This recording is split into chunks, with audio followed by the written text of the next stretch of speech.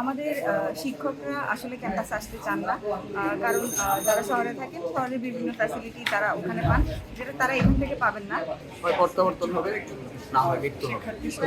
কারণটাই হয়তো তাদের কাছে অনেক বড়, সেটা স্টুডেন্টদের শিক্ষা জীবন বা বিশ্ববিদ্যালয়ের পরিবেশ ফিরে পাওয়াটা অন্তরা।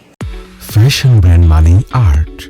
চট্টগ্রাম বিশ্ববিদ্যালয়ের চারুকলা ইনস্টিটিউট মূল ক্যাম্পাসে স্থানান্তরের দাবিতে আমরণ অনশনে বসা ৯ শিক্ষার্থী ২৬ ঘন্টা পেরিয়ে গেলেও এখনও তাদের কর্মসূচি চালিয়ে যাচ্ছেন। এদিকে চারুকলা বিষয়ে সিদ্ধান্ত নিতে আজ সন্ধ্যা ৭:৩০টায় জরুরি সিন্ডিকেট সভা ডেকেছে বিশ্ববিদ্যালয় প্রশাসন। আমরা যখন বিগত সময় আন্দোলন করেছিলাম তখন তারা আমাদেরকে আশ্বাস দিয়েছিল যে ১লা এপ্রিল চারুকলা ইনস্টিটিউটের ক্লাস মেন ক্যাম্পাসে আরম্ভ হবে, কিন্তু তারা তাদের কথা রাখতে ব্যর্থ হয়েছে।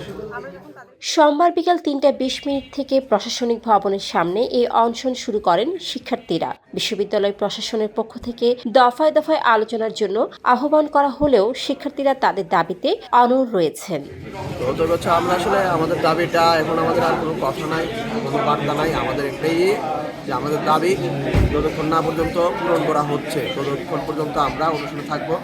হয় প্রত্যাবর্তন হবে, না হয় মৃত্যু হবে।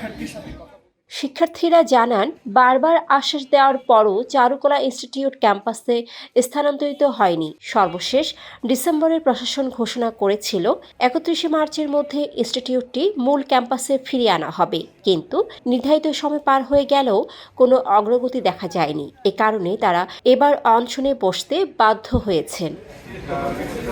ডেস্ক রিপোর্ট, সারাদিনের সংবাদ। ফ্যাশন ব্র্যান্ড মানে আর্ট।